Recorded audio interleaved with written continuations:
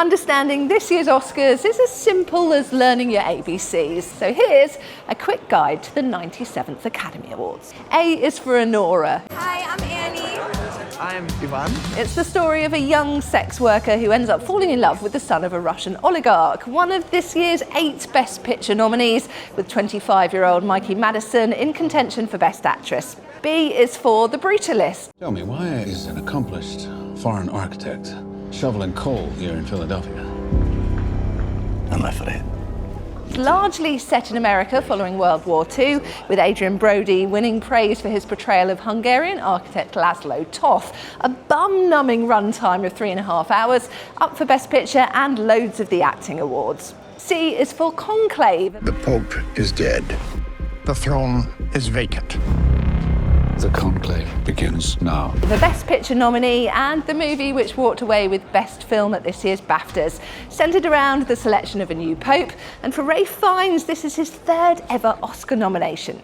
D is for Dune Part 2. It's breathtaking. Timothée Chalamet stars in 2 of this year's Best Picture nominees, in this one playing Paul Atreides in the second part of director Denis Villeneuve's reimagining of the book. Epic in its scale, but not the Chalamet film that everyone's talking about this year. More on that later. E is for Emilia Perez, an operatic Spanish-language musical which tells the story of a Mexican drug lord who undergoes gender realignment surgery. It leads the race with 13 Oscar nods, and while it was a Best Picture frontrunner, it's been knocked off course somewhat with scrutiny of its themes and stars and offensive tweets being unearthed by its lead actress, Carla Sofia Gascon. F is for Flow, a dialogue-free environmental fable about a cat cast adrift on a boat trying to survive a flood. Up for Best Animated, but it faces some stiff competition from the likes of this next letter. G is for Wallace and Gromit. How's my favourite pooch? After a 16-year break, Nick Park's immortal creations return saw Aardman win 2 BAFTAs this year. Unapologetically British, the films have become a surprise hit in America over the years. H is for I'm Still Here, based on a true story of a mother of 5 fighting Brazil's authoritarian military regime in the 70s after her husband is forcibly disappeared. This Portuguese language film is another one that's in contention for Best Picture, but more likely to win Best International. I is for Inside Out 2. This is Joy, coming to you live in Riley's mind. As the 2nd highest grossing animated film of all time, it's hardly surprising that Inside Out 2 was nominated in the Best Animated category. The sequel introduces new emotions into the mix as Riley becomes a teenager. J is for Jeremy Strong and Sebastian Stan, stars of the contentious biopic of President Donald Trump. The first rule is the simplest: attack, attack, attack. Both receiving nominations for their acting, and while the president described it as a cheap hatchet job, the Academy clearly rated their performances. K is for Kingdom of the Planet of the Apes. Are you familiar with the concept of evolution? Nominated for Best Visual Effects, a category that's awash with simian representation this year, with 3 of the nominees prominently featuring CGI monkeys.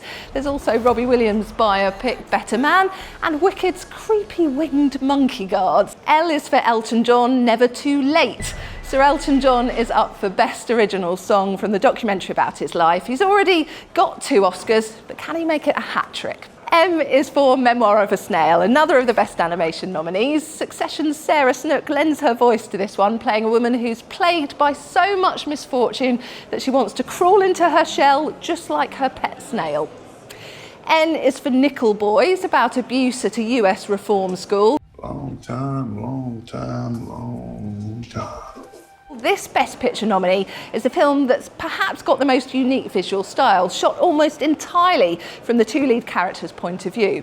O is for Conan O'Brien. The comedian and former late-night talk show host is hosting this year, and while he said he'll be keeping in mind the wildfires Los Angeles has recently endured, when it comes to making fun of the stars, he's joked that he intends to go after the ones that have been personally cruel to him over the years. P is for A Real Pain, the story of 2 cousins who go to Poland to retrace their family's history. We're on a Holocaust tour. If now is not the time to grieve, I don't know what to tell you. Written by and starring Jesse Eisenberg, but it's his Succession co-star Kieran Culkin who's enjoyed a Best Supporting winning streak this award season.